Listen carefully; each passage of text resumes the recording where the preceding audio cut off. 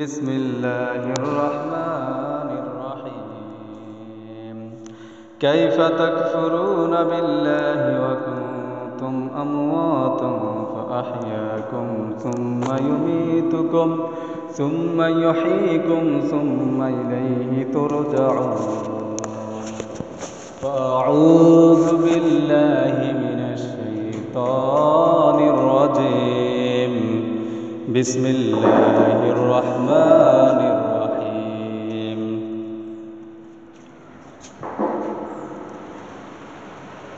إن الله وملائكته يصلون على النبي يا أيها الذين آمنوا صلوا عليه وسلموا تسليما اللهم صل على محمد وعلى آل محمد كما صليت على إبراهيم وعلى آل إبراهيم إنك حميد مجيد اللهم بارك على محمد وعلى آل محمد كما باركت على إبراهيم وعلى آل إبراهيم إنك حميد مجيد সমস্ত প্রশংসা সেই মহান রব্বুল আলামিনের দরবারে, যেই মহান মালিক দীর্ঘ এক মাস সিয়াম সাধনার পরে আমাদেরকে শাওয়াল মাসে উপনীত করেছেন। সেই মহান মালিকের দরবারে জানাই লাখ কোটি শুকরিয়া, আলহামদুলিল্লাহ। রাসূল আকরাম সাল্লাল্লাহু আলাইহি সাল্লাম তিনি বলেন, যে ব্যক্তি রমজান মাসে দীর্ঘ এক মাস সিয়াম সাধনা করল, সঠিকভাবে সিয়ামগুলো আদায় করল, এরপর শাওয়াল মাসের ৬টি সিয়াম আদায় করল, সে যেন সারা বছর সিয়াম সাধনা করল। সুবহানাল্লাহ। রাসূলুল্লাহ সাল্লাল্লাহু আলাইহি ওয়াসাল্লাম বলছেন, যে ব্যক্তি দীর্ঘ এক মাস সঠিকভাবে সিয়ামগুলো আদায় করবে, এরপর শাওয়াল মাসের ৬টা সিয়াম রাখবে, সে যেন সারা বছর সিয়াম রাখলে যে সওয়াব হতো তার আমলনামায় সেই নেকি সওয়াব লেখা হবে। সুবহানাল্লাহ।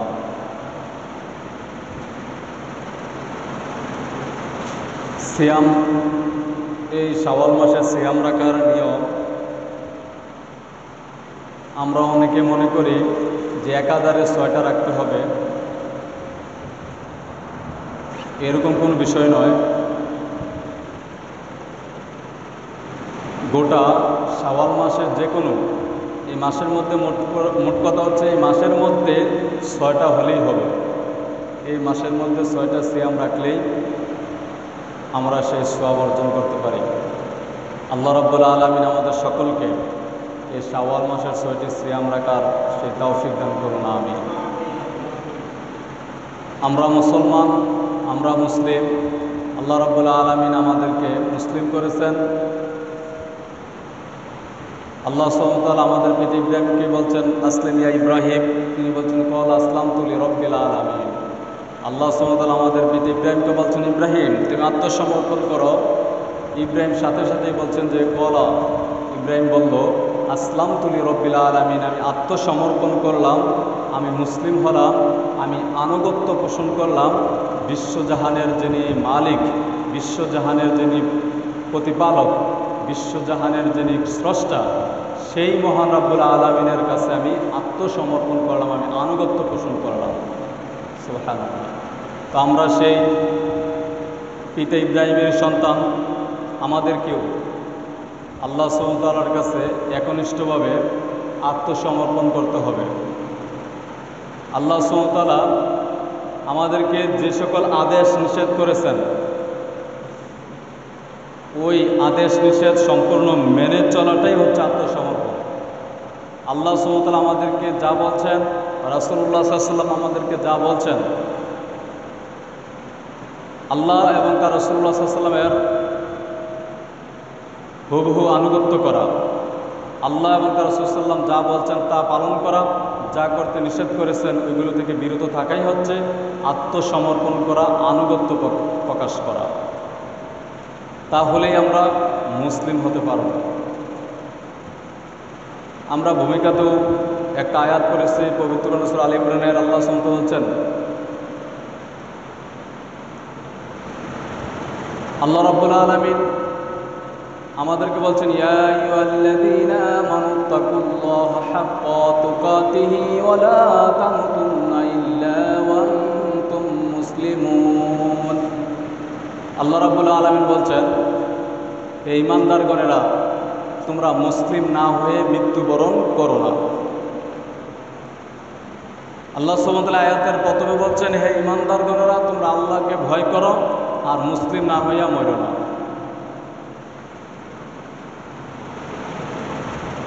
আল্লাহ সুবহানাহু ওয়া তাআলা কেন বলছেন আমাদেরকে মুসলিম হওয়ার জন্য? মুসলিম মানে হচ্ছে আত্মসমর্পণ করা, আল্লাহ এবং তার রাসূলের কাছে নিজেকে সমর্পণ করা। আল্লাহ এবং তার রাসূল সাল্লাল্লাহু আলাইহি ওয়াসাল্লাম যা করতে বলেছেন তা পালন করা, আল্লাহ এবং তার রাসূল সাল্লাল্লাহু আলাইহি ওয়াসাল্লাম যা করতে নিষেধ করেছেন তা থেকে বিরত থাকা, এটাই হচ্ছে আত্মসমর্পণ করা, এটাই হচ্ছে মুসলিম হওয়া। এর বাইরে অন্য কিছু নয়। পবিত্র সূরা জুমারের 11 নম্বর আয়াতে আল্লাহ সুবহানাহু ওয়া তাআলা বলছেন, হে নবী আপনি বলুন, লিয়ান আকুন আউয়ালাল মুসলিমিন, হে নবী আপনি বলুন আমি মুসলিমদের মধ্যে প্রথম মুসলিম। আল্লাহ সুবহানাহু ওয়া তাআলা পবিত্র কোরআনে বারবার বলছেন যে তোমরা আত্মসমর্পণ করো, তোমরা আল্লাহর কাছে নিজের ইচ্ছাকে সমর্পণ করো, তোমরা আল্লাহর কাছে আনুগত্য প্রকাশ করো, তাহলে তোমরা মুসলিম হতে পারবে। দুনিয়ার সকল মুসলিম দায়ীরা যখন দাওয়াত দিতে যায়, তাবলীগ করতে যায়, তখন এই আয়াতটা সবাই পড়ে, ওয়ামান আহসানু কাওলাম মিম্মান দাআ ইলাল্লাহ ওয়া আমিলা সালিহান ওয়া ক্বালা ইন্নানী মিনাল মুসলিমিন। আল্লাহ সুবহানাহু ওয়া তাআলা সূরা ফুসসিলাত বা হামিম সাজদা 33 নম্বর আয়াতে উল্লেখ করেন যে তোমরা বলো, অর্থাৎ যে দায়ী, যে প্রচার করবে, যে তাবলীগ করবে, তাকে নির্দেশ করছেন তুমি বলো।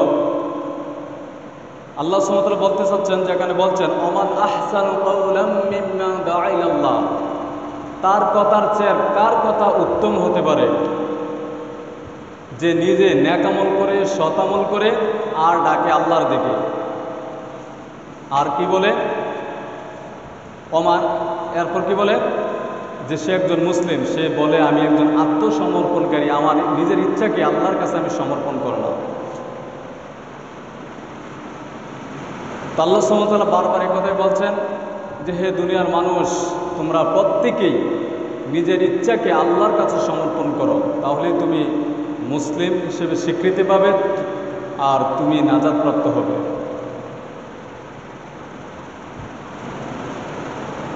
আল্লাহ সুবহানাহু ওয়া তাআলা পবিত্র কোরআনে প্রায় 24 জায়গায় বলেছেন, ইয়া আইয়ুহাল্লাযীনা আমানু আতিউল্লাহা ওয়া আতিউর রাসূলা, হে ঈমানদারগণেরা তোমরা আল্লাহর আনুগত্য করো এবং তার রাসূলের আনুগত্য করো।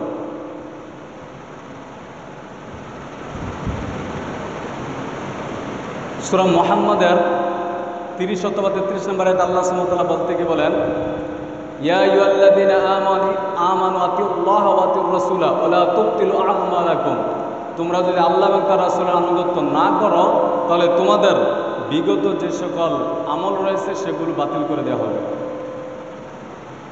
তো বোঝা যায় আল্লাহ সুবহানাহু ওয়া তাআলা আমাদেরকে বলছেন মুসলিম হতে, নিজের ইচ্ছাকে আল্লাহর সামনে সমর্পণ করতে। কিন্তু আমরা এর বিপরীত আমরা কি করে থাকি? নাফরমানি করে থাকি।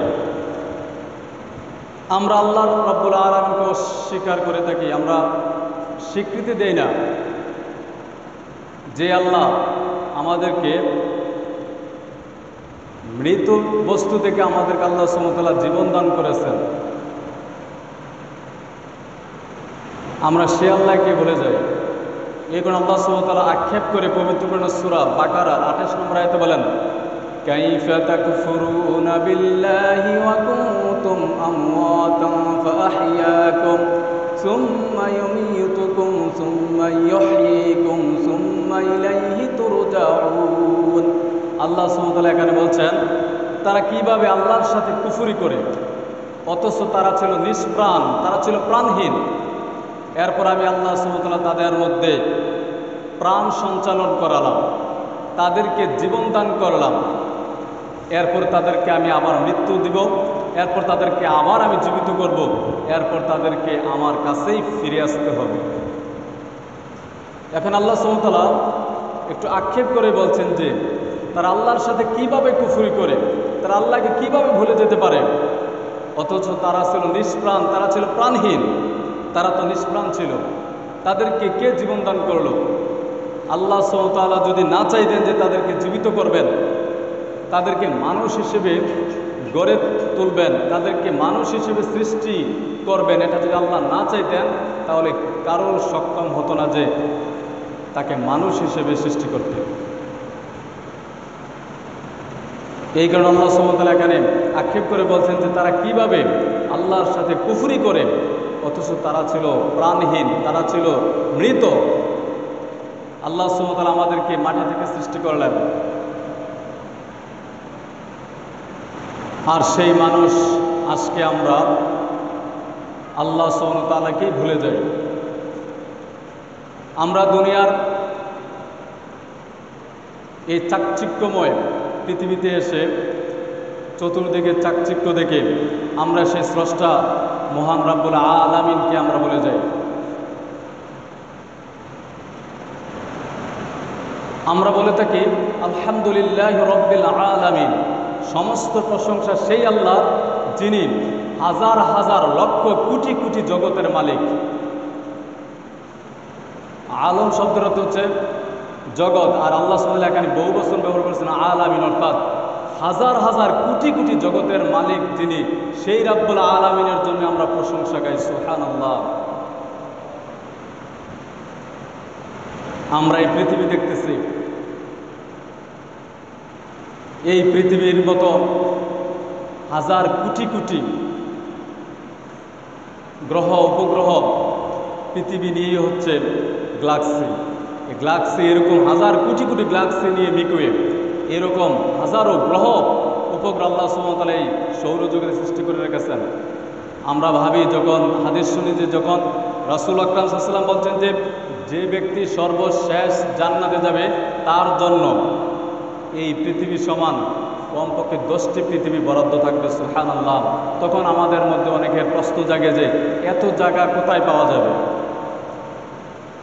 অথচ আপনি যদি সৌরজগৎ নিয়ে একটু চিন্তা ভাবনা করেন তাহলে বুঝতে পারবেন যে শুধু 10টা নয়, এই পৃথিবীর মতো যদি হাজারো কোটি পৃথিবীর সমান জান্নাত আল্লাহ সুবহানাহু ওয়া তাআলা আপনাকে আমাকে দেন, তাহলে আল্লাহ সুবহানাহু ওয়া তাআলার জায়গা কোনো কমতি থাকবে না।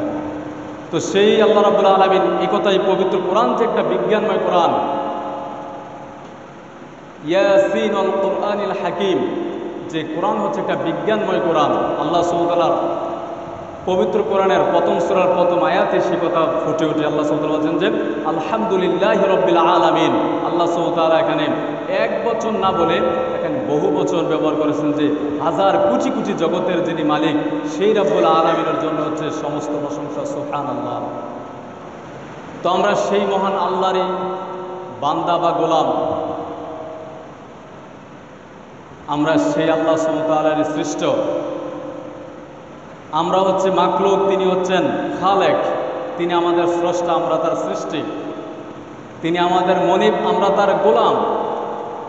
আল্লাহ সুবহানাহু ওয়া তাআলা স্রষ্টা হয়ে, তিনি মালিক হয়ে সৃষ্টের কাছে, গোলামের কাছে তিনি একটাই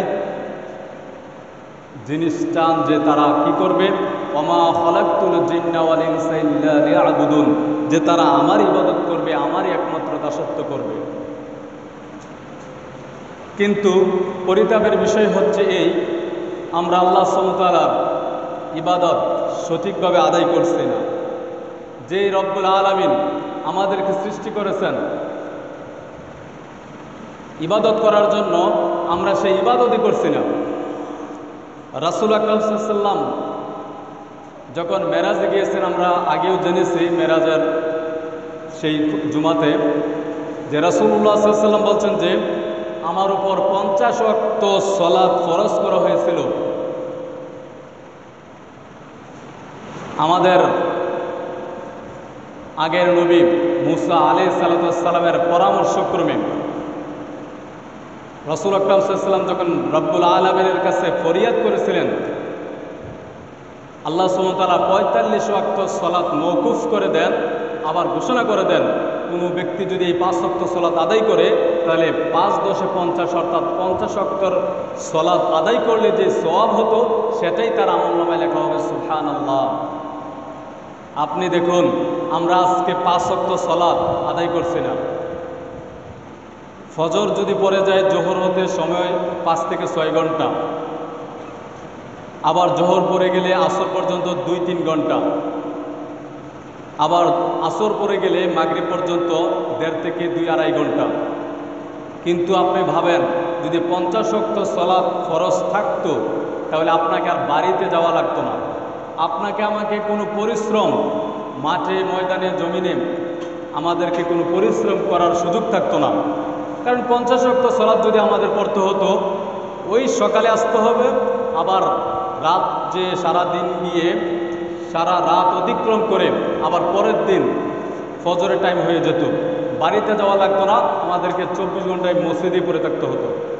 কিন্তু সেই মহান রাব্বুল আলামিন আমাদের প্রতি ইহসান করে, রাব্বুল আলামিন মুহসিন হয়ে তিনি আমাদের প্রতি ইহসান করে আমাদেরকে আল্লাহ সুবহানাহু ওয়া তাআলা ৪৫ ওয়াক্ত সালাত মওকুফ করে দিয়ে ৫ ওয়াক্ত নামাজের মধ্যে ৫০ ওয়াক্ত সালাতের সেই ফজিলত রেখে আমাদের প্রতি যে ইহসান করেছেন, এই প্রশংসা গাওয়া, এই শুকরিয়া গাওয়া আমাদের জন্য সম্ভব নয়। সুবহানাল্লাহ। যে রাব্বুল আলামিন আপনাকে আমাকে সৃষ্টি করেছেন, আমাদেরকে প্রত্যেকের যা আছে আল্লাহ সুবহানাহু ওয়া তাআলা যেগুলো দিয়েছেন, আমাদেরকে নিয়ামত দিয়েছেন, হাত দিয়েছেন, পা দিয়েছেন, চোখ দিয়েছেন, এক একটা অঙ্গ প্রত্যঙ্গ দিয়েছেন। এটা কত যে নিয়ামত, যেই ব্যক্তির এ সকল অঙ্গ প্রত্যঙ্গ থেকে যে কোনো একটা নেই সেই বুঝতে পারবে যে আসলে এই নিয়ামতগুলোর কত মূল্যায়ন। আল্লাহ সুবহানাহু ওয়া তাআলা আমাদের সকলকে এগুলো দিয়ে যে ইহসান করেছেন, এগুলোর শুকরিয়া আদায় করারও ক্ষমতা আমাদের নেই। আল্লাহ সুবহানাহু ওয়া তাআলা এই কারণে পবিত্র কোরআনে সূরা কাহাফের ১০৯ নম্বর আয়াতে বলেন, কুল লাউ কানাল বাহরু মিদাদান লিকালিমাতি রাব্বি লানাফিদাল বাহর কাওলান তানফাদা কালিমাতু রাব্বি ওয়ালাউ জা'না বিমিসলিহি মাদাদা। আল্লাহ সুবহানাহু ওয়া তাআলা বলেন যে তোমরা রব্বুল আলামিনের প্রশংসা গাওয়ার জন্য যদি এই পৃথিবীর সমস্ত গাছপালাকে কলম হিসেবে ব্যবহার করো, সমুদ্রের পানিগুলোকে যদি কালি হিসেবে ব্যবহার করো, জমিনকে যদি খাতা হিসেবে লেখার জন্য ব্যবহার করো, দেখা যাবে যে কোনো এক সময় এগুলো সবগুলো ফুরিয়ে গেছে, তারপর রব্বুল আলামিনের প্রশংসা গাওয়া শেষ হলে সুবহানাল্লাহ। সূরা লোকমানে আল্লাহ সুবহানাহু ওয়া তাআলা ২৭ নম্বর আয়াতে আরেকটু বাড়িয়ে বলেন যে এই পৃথিবীর মতো যদি ৭টা পৃথিবীর সমপরিমাণ সাগর আনা হয়, সেই সাগরের পানিগুলোকে কলমের কালি হিসেবে ব্যবহার করা হয়, দেখা যাবে সেই কালিগুলো একদিন ফুরিয়ে যাবে, এরপর রব্বুল আলামিনের প্রশংসা গাওয়া শেষ হবে না। সুবহানাল্লাহ। এরপরও আমরা আল্লাহ সুবহানাহু ওয়া তাআলার শুকরিয়া জ্ঞাপন করি না। যে রব্বুল আলামিন আমাদেরকে এত নাজ নিয়ামত দিয়েছেন, যে রব্বুল আলামিন আমাদেরকে তার রিজিকগুলো বক্ষণ করার সেই তৌফিক দিতেছেন, সুযোগ করে দিতেছেন, এত সব নিয়ামতের শুকরিয়া আমরা সঠিকভাবে জ্ঞাপন করি না। আল্লাহ রাব্বুল আলামিন আমাদেরকে যে অক্সিজেন দিয়েছেন, যারা হসপিটালের মধ্যে রয়েছে অক্সিজেন ক্রয় করে ব্যবহার করতে হচ্ছে, তারাই বুঝতে পারতেছে যে কতটা মূল্যায়ন, কতটা মূল্য সেই অক্সিজেনের, কতটা দাম সেই অক্সিজেনের। আর আল্লাহ সুবহানাহু ওয়া তাআলা আমাদেরকে ২৪ ঘন্টায় বিনা মূল্যে সে অক্সিজেন আমাদেরকে দিতেছেন। সুবহানাল্লাহ। এইভাবে প্রত্যেকটা নাজ নিয়ামতের যদি আমরা শুকরিয়া জ্ঞাপন করতে যাই, দেখা যাবে আমাদের কি করুণ অবস্থাই হয়। বনী ইসরায়েলের এক ঘটনা, দুই ভাই, একজন ছিল ইহুদি, অপরজন ছিল মুসলিম। সে আল্লাহ সুবহানাহু ওয়া তাআলার প্রতি আনুগত্যশীল ছিল, সে সে সর্বদাই আল্লাহ সুবহানাহু ওয়া তাআলার প্রতি সন্তুষ্ট ছিল, যদিও সে ছিল খুবই দরিদ্র। একবেলা খেতে পেলে অপরক্ত সে অভুক্ত থাকত, কিন্তু এরপর পরে আল্লাহ সুবহানাহু ওয়া তাআলার প্রতি সে ছিল খুবই শুকরগুজার।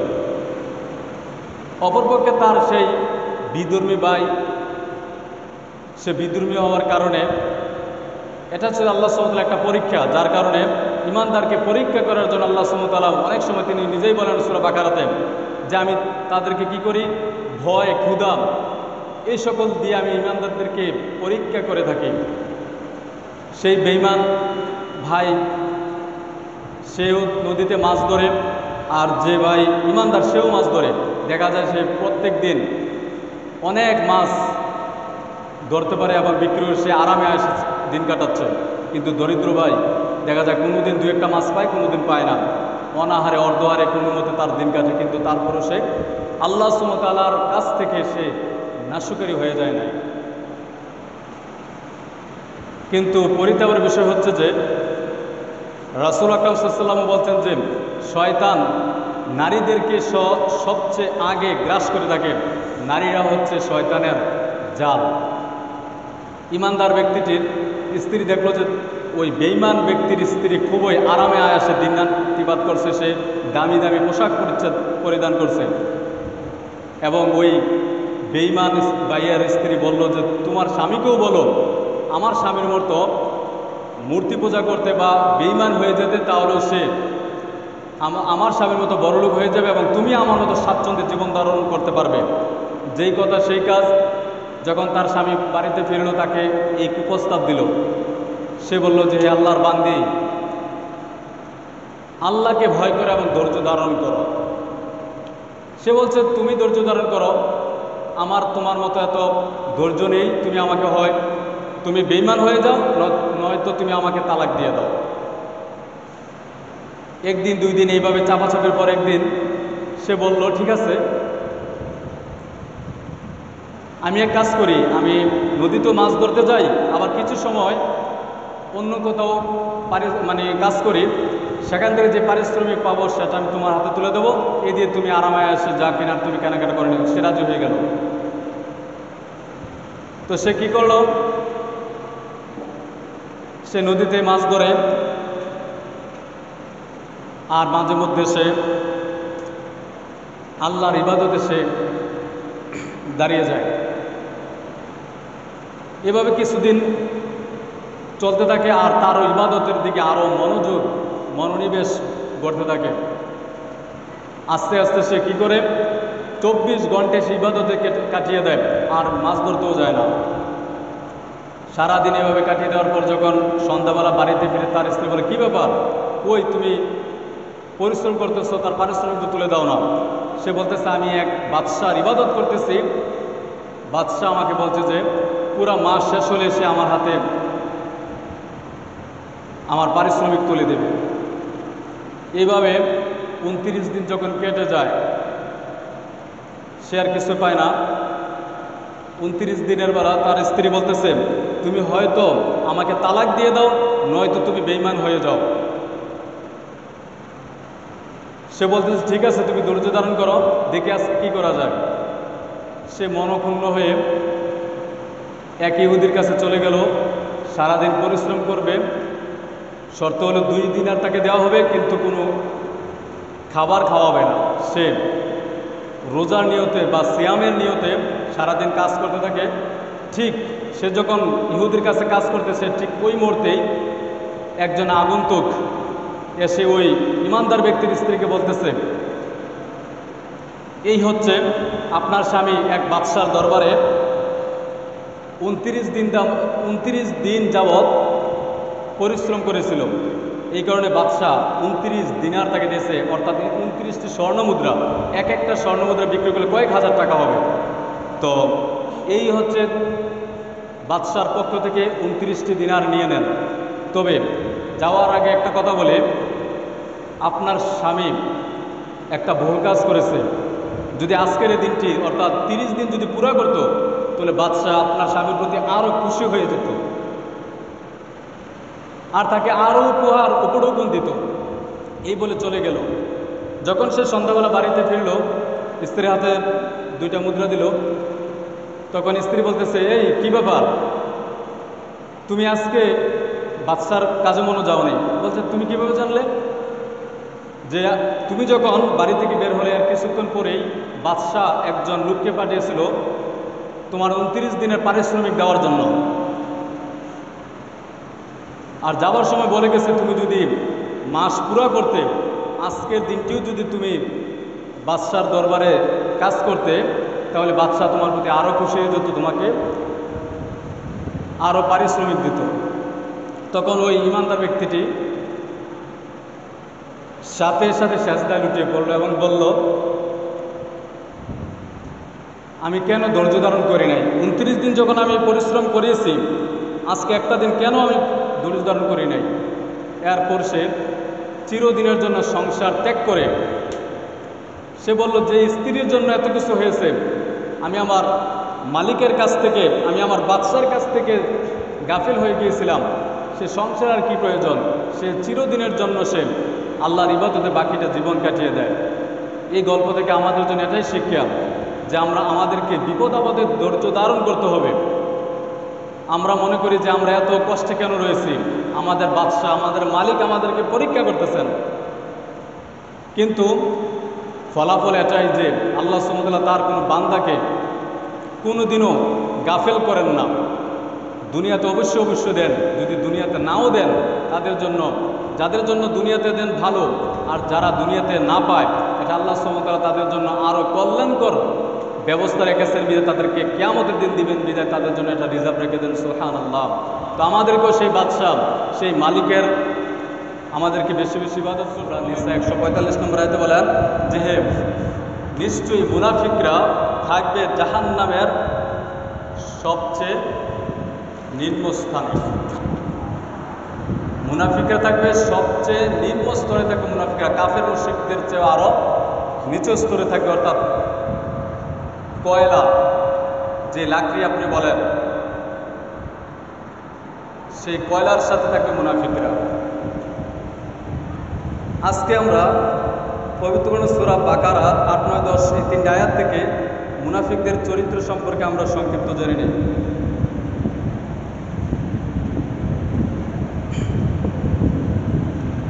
আল্লাহ সুবহানাহু ওয়া তাআলা বলেন, 7 নম্বর আয়াতে বলেন, খাতামাল্লাহু আলা কুলুবিহিম ওয়া আলা সামঈহিম ওয়া আলা আবসারিহিম গিশাওয়াতুন ওয়া লাহুম আযাবুন আযীম। রব্বুল আলামিন বলেন, মুনাফিকদের অন্তরকরণ এবং তাদের কর্ণসমূহ আল্লাহ রাব্বুল আলামিন বন্ধ করে দিয়েছেন এবং তাদের চোখের মধ্যে পর্দা এঁটে দিয়েছেন, বলে তারা কিছুই দেখতে পায় না, তাদের জন্য রয়েছে কঠিন শাস্তি। আল্লাহ সুবহানাহু ওয়া তাআলা কেন বলছেন, যারা মুনাফিক তাদের অন্তরে আল্লাহ সুবহানাহু ওয়া তাআলা মোহর মেরে দেন, তাদের কানের মধ্যে মোহর মেরে দেন, তাদের চোখের মধ্যে মোহর মেরে দেন, তারা ভালো জিনিসটাও দেখে না, দেখেও দেখে না। আর এই সকল লোকদের জন্য রয়েছে যন্ত্রণাদায়ক শাস্তি।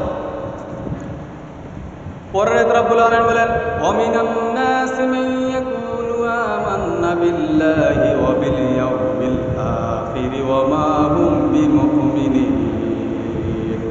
তারা মানুষের কাছে বলে বেড়ায়, তারা ঈমানদারদেরকে বলে, তারা ঠাট্টার চলে বলে যে তারা ঈমানদার, ঈমান আনছে, তাদেরকে, অর্থাৎ যারা ঈমানদার মুমিন তাদেরকে নিয়ে ঠাট্টা করে, তাদেরকে নিয়ে বিদ্রূপ করে, তাদেরকে নিয়ে তারা হাসি তামাশা করে। আল্লাহ সুবহানাহু ওয়া তাআলা বলেন, ইউখাদিউনাল্লাহা ওয়াল্লাযীনা আমানু ওয়া মা ইয়াখদাউনা ইল্লা আনফুসাহুম ওয়া মা ইয়াশউরুন। তারা আল্লাহ এবং ঈমানদারদেরকে ধোঁকা দিতে চায়। তারা কি করে?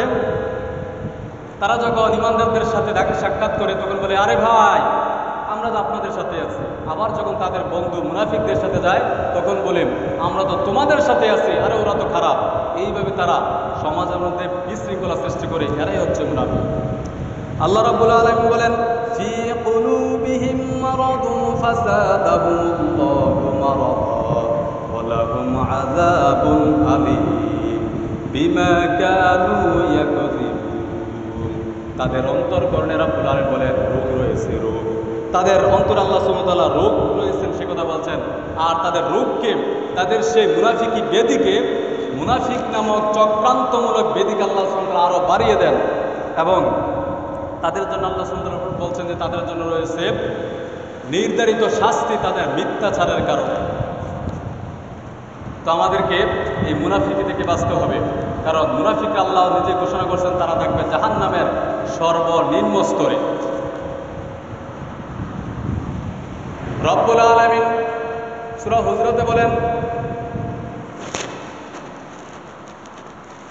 যে যারা গীবত করবে, যারা মানুষের নামে মিথ্যা অপবাদ দেবে, তারা যেন তাদের মৃত ভাইয়ের গোশত ভক্ষণ করলো, সেই পরিমাণ পাপ তাদের আমল নামে বর্তাবে। বিশ্বনবী একদিন বলেন, তোমরা জানো নাকি কোন ব্যক্তি সবচেয়ে দরিদ্র? লোকেরা বলল, সাহাবারা বলল, ইয়া রাসূলুল্লাহ, যার কাছে টাকা পয়সা নেই, যার কাছে দিনার নেই, দিরহাম নেই, তাদেরকে তো আমরা গরিব বলে জানি। বিশ্বনবী বললেন, না, তারা গরিব না। গরিব হচ্ছে তারা কিয়ামতের ময়দানে তারা যখন দাঁড়াবে, তখন তারা মনে মনে বলবে, দুনিয়াতে কত আমরা আমল করেছি, কত দান সদকা করেছি, 5 ওয়াক্ত নামাজ পড়েছি, তাহাজ্জুদ করেছি, হজ করেছি, যাকাত দিয়েছি, কত ইবাদত করেছি, আজকে আমাদের চাইতে, আমার চাইতে আর কে সৌভাগ্যবান থাকতে পারে? তারা মনে মনে হাসবে। কিন্তু যখন তার আমল নামা দেওয়া হবে হাতের মধ্যে, তখন সে দেখবে, তখন সে আশ্চর্য হয়ে যাবে আর বলবে, মালি হাযাল কিতাবি লা ইউগাদিরু সগীরাতান ওয়ালা কাবীরাতান ইল্লা আহসাহা। তখন বলবে, কি ব্যাপার, দুনিয়াতে এমন আমল করলাম, সবগুলো কই গেল? তখন আল্লাহ সুবহানাহু ওয়া তাআলা তাদেরকে বলবেন, দুনিয়াতে তোমরা যাদের ব্যাপারে মিথ্যা অপবাদ দিয়েছ, বহতান করেছ, আজকে তাদের বিরুদ্ধে অপবাদ দেওয়ার কারণে তোমাদের সকল আমলগুলো তাদের উপরেই চলে গেছে। সুবহানাল্লাহ। অর্থাৎ যাদের ব্যাপারে মিথ্যা অপবাদ দেওয়া হবে, যারা হজ করেছে, যাকাত দিয়েছে, যত ইবাদত করেছে, আকাশ পরিমাণ ইবাদত করেছে, সবগুলো আমল তাদের আমল নামা থেকে আল্লাহ সুবহানাহু ওয়া তাআলা নিয়ে কেটে নিয়ে ওদেরকে দিয়ে দেবেন। সুবহানাল্লাহ। এটা রয়েছে সহিহ মুসলিম এবং তিরমিজির হাদিস। আল্লাহ রাব্বুল আলামিন বলেন, তোমরা যদি দুনিয়াতে কারো ব্যাপারে কোনো অভিযোগ পেশ করো, তাহলে 2 জন সাক্ষী পেশ করো। 2 জন সাক্ষী প্রমাণ করতে হবে। এরপরে যদি একজন সাক্ষী থাকে, তাহলে তোমাদেরকে, মহিলা যদি হয় তাহলে মহিলা 2 জন, একজন পুরুষ। আর যদি তা না থাকে, তাহলে তোমাদেরকে 80টি বেত্রাঘাত করা হবে। ওমর ফারুক রাদিয়াল্লাহু তাআলা আনহুর ছেলে বিলাল যখন একটা অপরাধ করেছিল, 40 আঘাতে সে মৃত্যুবরণ করে। হাদিস থেকে জানা যায় বাকি 40টি তার কবর উপর দেওয়া হয়। তারপর ওমর বলছেন যে আমি আল্লাহর রদ, আল্লাহর বিচারকে আমি শিথিল করব না। যদিও আমার ছেলে হয়, যদিও আমার আত্মীয় হয়, যতই আমার আপনজন হোক না কেন, আমি আল্লাহ রাব্বুল আলামিনের সামনে কিয়ামতের ময়দানে যদি আল্লাহ বলেন, ও ওমর, দুনিয়াতে তুমি তোমার সন্তানের কারণে, তুমি তোমার সন্তানের জন্য আল্লাহর বিচারকে তুমি রদ করেছ, তুমি আল্লাহর বিচারকে তুমি একটু শিথিল করেছ। আজকে রাব্বুল আলামিন আহকামুল হাকিমিন, বিচারকদের মধ্যে সর্ববিচারকের সামনে তুমি উপস্থিত, তোমাকে আজকে কড়া গণ্ডায় হিসাব দিতে হবে। ওমর ফারুক রাদিয়াল্লাহু তাআলা আনহুর ঘটনা, তিনি প্রত্যেক দিন বেরিয়ে যেতেন রাতের বেলায়, মানুষের মধ্যে কার ঘরে খাবার নেই তিনি খোঁজ করতেন। একদিন তিনি মরুভূমির মধ্যে ঘুরতেছেন, তিনি দেখতে পেলেন মরুভূমির প্রান্তর থেকে এক তাঁবু থেকে চিৎকার আসতেছে, ছোট বাচ্চাদের চিৎকার আওয়াজ আসতেছে। তিনি কাছে গেলেন, তিনি কাছে গিয়ে লক্ষ্য করলেন এক মহিলা চুলা জ্বালিয়ে চুলার মধ্যে গরম পানি করতেছে, আর গরম পানির মধ্যে কোনো কিছু নেই, কোনো খাদ্য নেই, কোনো বস্তু নেই, কোনো কিছু নেই, শুধু পাথর সে উত্তপ্ত করতেছে। ওমর ফারুক রাদিয়াল্লাহু তাআলা নিজের পরিচয় গোপন করে তিনি বলছেন, ও বুড়িমা, তুমি তো তোমার সন্তানদের সাথে তুমি ধোঁকাবাজি করতেছ। মহিলা বলতেছে, ও পথিক, তুমি কি আমি চিনি না? তুমি কি জানো নাকি আমি ধোঁকাবাজি করতেছি? আজকে 3 দিন হয়েছে আমি অবক্ত, আমার শিশু বাচ্চারা অবক্ত, আমি কিভাবে তাদের সাথে ধোঁকাবাজি করতেছি? আমাদের বাদশাহ, আমাদের ওমর ফারুক আমাদের খোঁজ খবর নেয় না, আমরা কিভাবে ধোঁকাবাজি করতেছি? দেখুন আমাদের কঠিন কি পরিস্থিতি।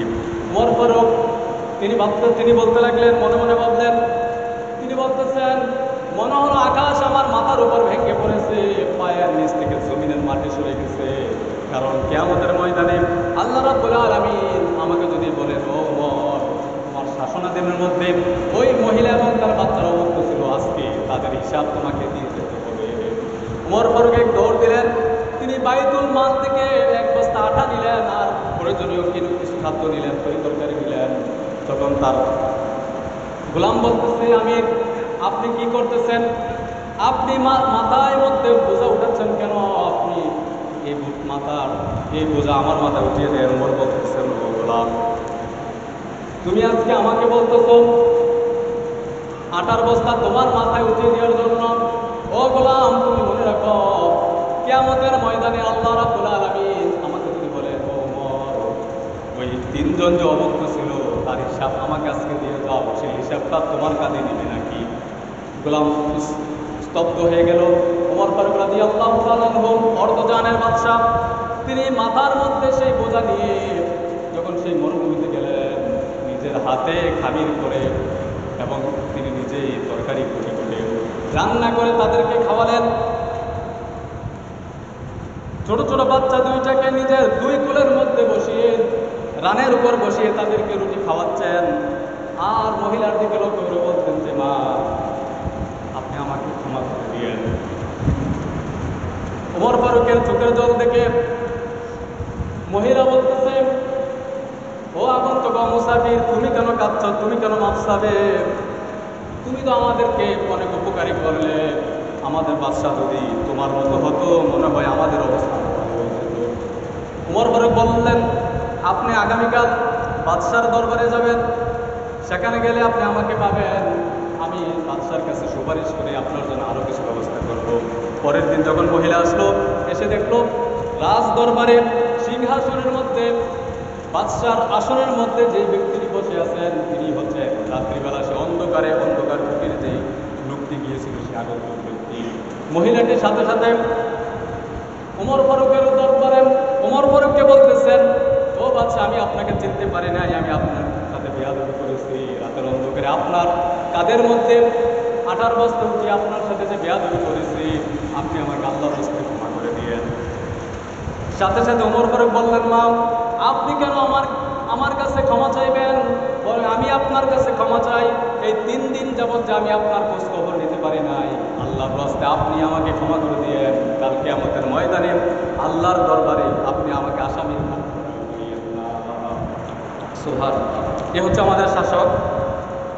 আমাদের সকলকে ওমর ফারুকের মতো আমাদেরকে উদার হতে হবে। তিনি যেমন কঠোর ছিলেন, তেমন তিনি আবার নরম ছিলেন। আল্লাহ সুবহানাহু ওয়া তাআলা আমাদের সকলকে ওমর ফারুকের মতন ইমানে আরও বলিয়ান হওয়ার তৌফিক দান করুন, আমিন। গত জুমাতে আপনাদেরকে 2টা প্রশ্ন ছিল যে রাসূল আকরাম সাল্লাল্লাহু আলাইহি ওয়াসাল্লাম সিরিয়ার দিকে নামাজ পড়েছেন, কিন্তু একজন সাহাবী তিনি মক্কার দিকে নামাজ পড়েছেন, তখন মক্কার দিকে ফরজ হয় নাই। ভাগ্যের বিষয় হচ্ছে যে ওই সাহাবীর ঘরে আল্লাহ সুবহানাহু ওয়া তাআলা পরবর্তীতে জোহর অথবা আসরের নামাজের অবস্থায় রাসূল সাল্লাল্লাহু আলাইহি ওয়াসাল্লামের উপর কাবা পরিবর্তন আয়াত নাজিল করেছিলেন। আরেকটা বিষয় হচ্ছে যে ওই সাহাবীর ঘরে যে নামাজ হয়েছিল, ওই ঘরে আজকে বর্তমানে একটা মসজিদ নির্মাণ হয়েছে। মসজিদের নাম হচ্ছে যুগ কিবলাতাইন, অর্থাৎ 2 কিবলার অধিকারী মসজিদ। ওই ঘরের মধ্যেই, ওই সাহাবীর ঘরেই। এই নামটা জানা আছে কারো? কি বলবেন? তারপর বলা হচ্ছিল যে ওই সাহাবীর ছেলেই রাসূল সাল্লাল্লাহু আলাইহি ওয়াসাল্লামের সাথে খাইবারে ইহুদির সেই ছাগলের গোশতের মধ্যে বিষ লাগিয়েছিল। ওই বিষে ওই সাহাবীর ছেলে মারা গিয়েছিলেন, তার নামও বলছিলাম। ওই সাহাবীর, অর্থাৎ যিনি কাবা পরিবর্তনের আগে যিনি কাবার দিকে ফিরে মুখ করে নামাজ পড়েছিলেন, তিনি হচ্ছেন বারা ইবনে মারুর রাদিয়াল্লাহু তাআলা আনহু। তার ছেলের নাম হচ্ছে বিশর ইবনে বারা। তিনি আনসারদের মধ্যে ধরা যায় 2 অথবা 3য় স্তরে তিনি সাহাবী ছিলেন, অর্থাৎ তার বন্ধু আসাদ ইবনে জুরারা রাদিয়াল্লাহু তাআলার হাতে তিনি ইসলাম গ্রহণ করেছিলেন এবং রাসূল সাল্লাল্লাহু আলাইহি ওয়াসাল্লাম মক্কা থেকে মদিনাতে হিজরত করারও 2 বছর আগে। সুবহানাল্লাহ। তো ওই সাহাবী মৃত্যুবরণ করেছিলেন রাসূল সাল্লাল্লাহু আলাইহি ওয়াসাল্লাম হিজরত করার আগে। রাসূল সাল্লাল্লাহু আলাইহি ওয়াসাল্লাম মক্কা থেকে মদিনায় হিজরত করে তিনি বলছেন যে বারার কবরটা কথা আমাকে দেখিয়ে দাও। অথবা রাসূল সাল্লাল্লাহু আলাইহি ওয়াসাল্লাম সাহাবীদেরকে নিয়ে বারা ইবনে মারুর রাদিয়াল্লাহু তাআলা আনহুর কবরের উপর দাঁড়িয়ে তিনি জানাজার সালাত আদায় করেন। সুবহানাল্লাহ। এটা হচ্ছে ইসলাম ইতিহাসে একটা প্রসিদ্ধ ঘটনা হিজরতের সম্পর্কে। আরেকটা প্রশ্ন মনে ছিল, কী প্রশ্ন ছিল? আপনাদেরকে আরেকটা প্রশ্ন দিয়েছিলাম যে কোন মসজিদে রাসূল সাল্লাম পুড়িয়েছিলেন। রাসূলুল্লাহ সাল্লামের জামানাতে একটা মসজিদ তিনি পুড়িয়ে গিয়ে দিয়েছিলেন। এই মসজিদটার নাম আপনাদেরকে বলছিলাম যে জানেন কিনা। এই মসজিদটার নাম হচ্ছে মসজিদে দিরার, অর্থাৎ অনিষ্টকারী মসজিদ। মুনাফিকরা রাসূলুল্লাহ সাল্লামের সাথে বিরোধিতা করে, যে মুনাফিকদের সম্পর্কে একটু আগে বলছিলাম, এই মুনাফিকরা রাসূলুল্লাহ সাল্লামের সাথে বিরোধিতা করে মসজিদে নববী, মদিনার এই প্রসিদ্ধ মসজিদের বিরোধিতা করে আরেকটা মসজিদকে বানিয়েছিল। রাসূল আকরাম সাল্লাল্লাহু আলাইহি ওয়াসাল্লাম এর জীবনের সর্বশেষ যে যুদ্ধ, এটা হচ্ছে তাবুকের যুদ্ধ। এই তাবুকের যুদ্ধ থেকে ফিরে এসে রাসূল সাল্লাল্লাহু আলাইহি ওয়াসাল্লাম এবং সাহাবীরা মিলে এই অনিষ্টকারী মসজিদ, এই দুষ্কর্মকারী মসজিদকে তিনি পুড়িয়ে দিয়েছিলেন। এটা হচ্ছে ইতিহাসে একটি প্রসিদ্ধ, যে অনিষ্টকারী মসজিদ হিসেবে প্রসিদ্ধ। এগুলো ছিল আমাদের সাধারণ জ্ঞান বা ইসলামিক জ্ঞান। আমরা সবাই ইসলামিক জ্ঞান অনুসরণ করার চেষ্টা করি, তাহলে আমরা মুসলিম হিসেবে, অর্থাৎ মুসলমান হিসেবে নিজেদেরকে আমরা পরিচয়তে আমরা সার্থক মনে করব। আমরা যদি ইসলামের সাধারণ জ্ঞানগুলো আমাদের না থাকে, তাহলে আমরা কিসের